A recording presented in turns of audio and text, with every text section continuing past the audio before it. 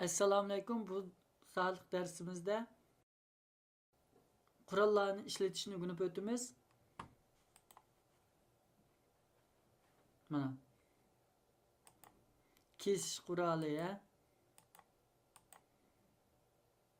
kesish quroli odatda filmlarni kesishda ishlatamiz.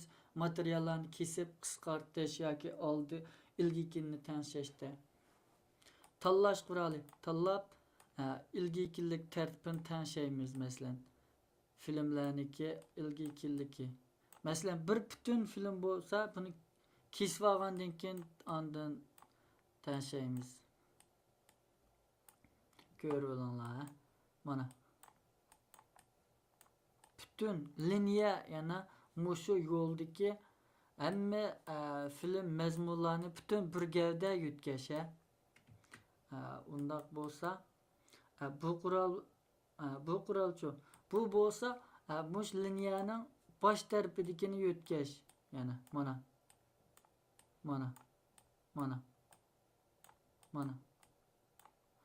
Boshqa yutkash imkoniyati yo'q. Shu anda bo'lib oldi. Mana. Bosh liniya.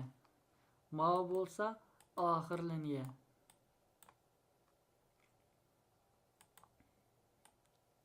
Mana. Bu oxir liniya.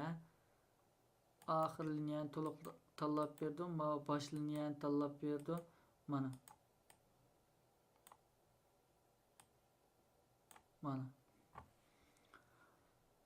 Tez surat tartish quroli tez suratda uzartish, qisqartish quroli. Yana mana. Masalan, hozir surat bundoq bo'lsa, buni men tat cho'ngaytib o'tay. Mana. Bu asli uzunlikni cho'ngaytib o'tmaydi. Faqat biz yig'ib o'tgan orliqni, qisqartib o'tgan orliqni asli keltirib, ondan qaytarib berdi. Bu qurol bo'lsa bosh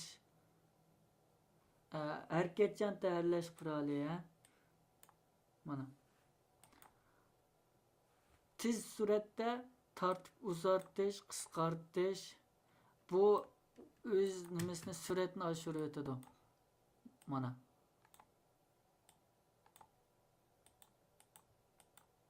Ko'ringlar.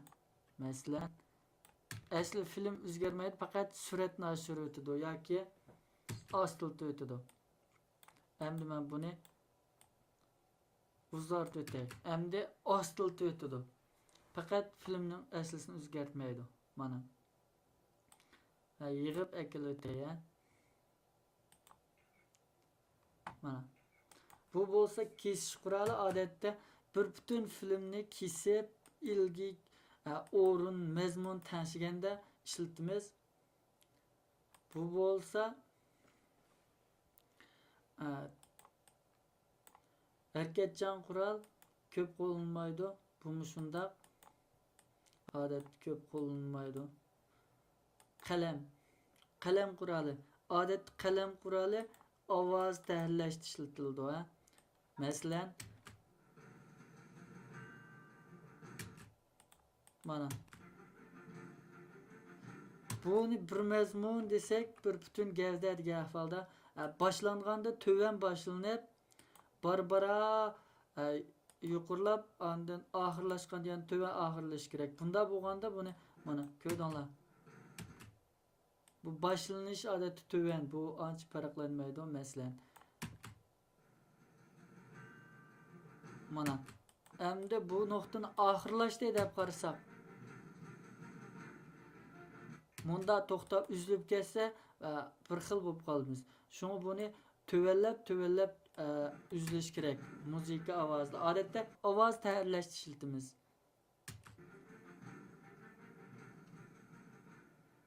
Mana. Qo'l quroli. Odatda bu surish, old keyinlik surishda ishlatamiz. Aynak qurol bo'lsa, cho'ngaytishda ishlatamiz. Mana. Bu sog'liq darsimiz mishat tamom.